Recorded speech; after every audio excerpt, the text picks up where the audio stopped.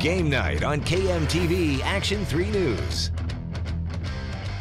Welcome to another edition of Game Night. And once again, you're stuck with just me to guide you through the high school football landscape. Phil is in Minneapolis covering the Huskers. He'll join us later on with a report on tomorrow's big game. But we begin on the high school gridiron with the battle of the year in Class B. It's the rare #1 versus #2 regular season collision. And before we get to the highlights, I want to give you some stats that blew my mind. First, Omaha Skutt and Elkhorn South are holding their opponents to just 8 points per game, and both teams are winning by at least 35 points per game. And finally, the two teams combined have only played one game this season where their opponent came within one score. It's like a battle between an unstoppable force and another unstoppable force. The likely results, the end of the world.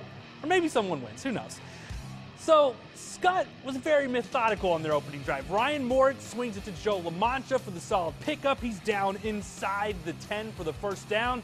It would take all 4 downs, but eventually Skutt would capitalize with a short TD plunge from Ian Urban, 7-0 Skutt. Then there's a long period of no scoring before late in the half, Moritz finds Ben Zerzan, and he is going to make a house call. 14-0 Skutt, looking very much like the #1 team. But do not sleep on Elkhorn South. Here's Brayton Haley ripping off a good run. Elkhorn South rallies all the way back and wins this game 28-23 to stay undefeated, likely becoming the next #1 team.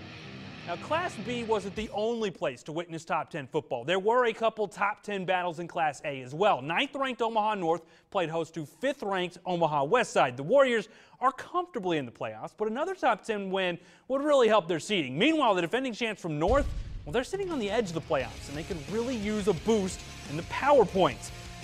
And North, mainly known for their grounding attack, well, they head to the air. Justin Williams to Grant Martin for 50 yards on the first possession of the game.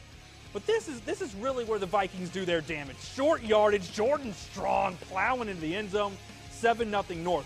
Westside doesn't trail for long. Henry Flott gets the carry, then immediately grabs the star from Mario as everyone just bouncing off of him. 45 yards, it's 7-7 now. Warriors take out the Vikings finally, 42-28 in this one. Bell West on the road at 10th-ranked Creighton Prep, and the T-Birds already up a couple scores, but Junior Jays keep coming. David Lindsay to Grant Mathias, 20 yards and a first down. Then it's Lindsay again to the air, hits Shannon Brewer. Watch him dive for the pylon. They say he's just short, though. No problem. Derek Hobbs finishes it off 21-7. Bellevue West not amused. Not amused. They respond with great vengeance and furious anger. Jaden Kowalski to Cade Johnson. That's 6. And it's a lot of points in this one. 53-35, Bell West gets the W. 3rd-ranked Central looking to stay undefeated against South Sioux City night. It was senior night for the Eagles, which means it was a bad night for South Sioux City. Bad night to come in. Senior night is always a bad night for the opposition, and that's not how you want to start. Fumbles are not how you want to start. Jordan Flowers, he knows how to capitalize on fumbles. He finds Nick Russell way downtown. Go up and get that for me. Right near the end zone again. Central has the ball. Flowers just kind of waltzing in. Waltzing in. Actually, that was Trey Sanderson. My bad. This is Flowers coming up next. Central wins this game 49-16. Omaha Northwest on the road tonight at Papio, and early in the second half, Omaha Northwest, well, they fumble the football. It's a nice run here, but not a nice end. Papio is on it, so they're in business. Monarchs take advantage of the turnover, because that's what good teams do. Take advantage of turnovers. Quarterback sneak, Chad Lechtenberg gets in. 29-3, Papio out in front.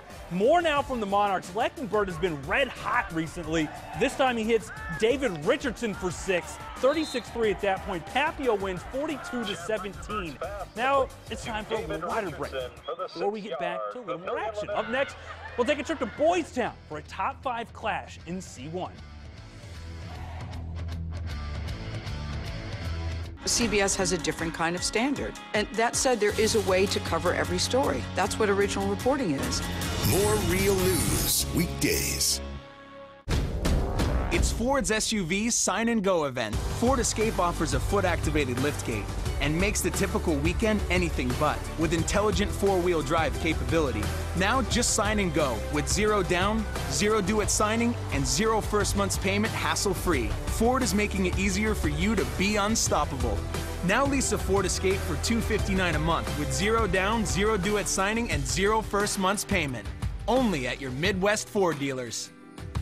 At Mega Saver, we're all about saving you money. Fuel up for less at Mega Saver. Everyone saves 5 cents a gallon all day, every day, no exceptions. We have everyday items at the lowest prices. Are you looking to get the best price on a cell phone or cell phone service? We got you. Free phones, no contracts. We're talking $30 unlimited service, plus 50% off all cell phone accessories. Visit any of our convenient locations today. Mega Saver, the lowest prices in the metro.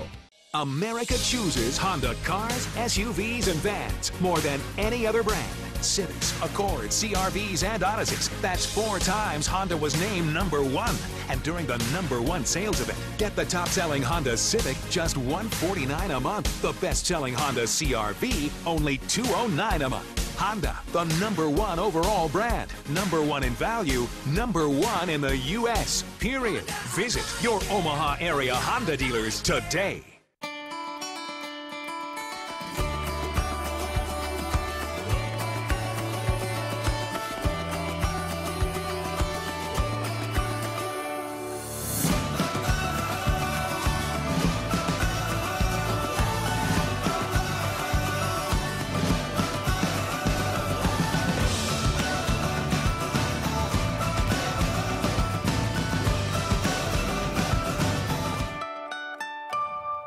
KMTV-3, the Habitat for Humanity Restore, 11 Omaha designers and MCC design students are coming together for the Restore Designer Challenge. Each design is made using only items from the Habitat Restore. See the displays at Westroads Mall and get great ideas for your own projects. September 28th through October 25th. KMTV.com for details. Welcome back to Game Night. Normally, this is the part of the show where we head down into Class B, but tonight, there were actually a couple really good C1 battles with major importance. So we'll start with a top 5 clash between Boys Town and Ashland Greenwood. Both these teams are likely shoo-ins for the playoffs based on power points, but the winner tonight will also grab the district crown. Plus, with power points at a premium, both teams will be looking to earn multiple home games in the playoffs. Cowboys down 1 right now in the second quarter when Noah Collier swings it to Kamani Bell, and there's no one in front of him. Nothing but green grass. That's end zone. 6 points. Boys Town, though, decides to go for 2 now. And they give it to Bill Aducey, who's been stepping up and stepping in all game. 2-point conversion.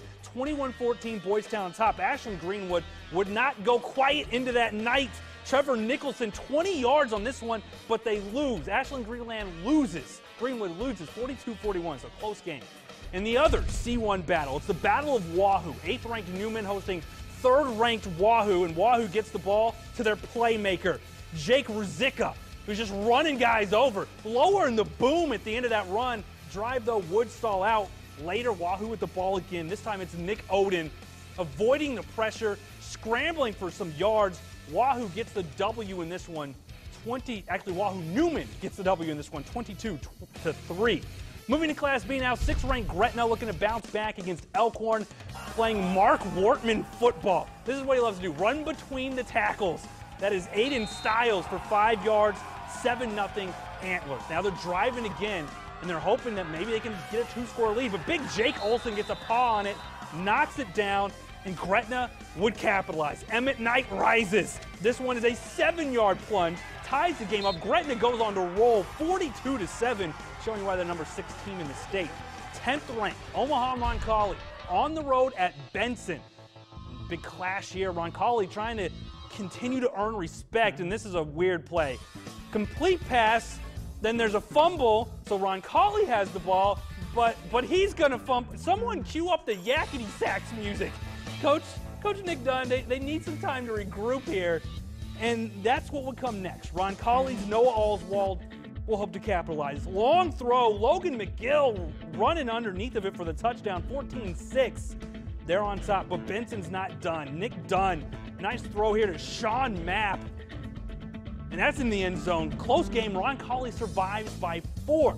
3rd-ranked Husker volleyball team on the road against Northwestern, looking good. Amber Ralston with the kill here, up 2 sets. Another former Papio South standout, Kelly Hunter, later in this set is going to come up with a big kill, sets up match point.